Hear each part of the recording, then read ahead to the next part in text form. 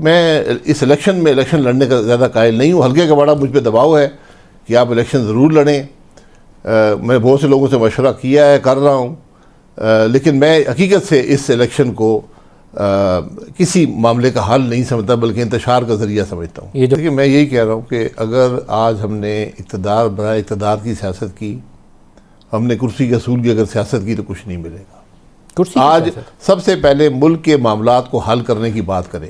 ये सियासत नहीं है कि आप कहें कि मुझे इक़्तिदार दे दो, देखो फिर मैं क्या करता हूँ। सबको इक़्तिदार मिल चुका है, सबने दिखा दिया वो क्या कर सकते हैं और कुछ नहीं कर सकते। इसलिए आज मिलकर बैठना पड़ेगा, वरना कोई रास्ता नहीं है, कोई रास्ता नहीं है। जो जेल में उनको भी समझना पड़ेगा कि मुझे भी सियासत को पीछे, चाहे मकबूलियत हो या ना हो, सियासत को एक तरफ करना पड़ेगा। जेल से बाहर है उनको भी सियासत को एक तरफ करना पड़ेगा। तो लेकिन इमरान ये बदलते रहते हैं। जो कल जेल में थे वो आज बाहर हैं, जो कल बाहर थे वो आज अंदर है। लेकिन इमरान ये इन खेलों से भी बचना पड़ेगा।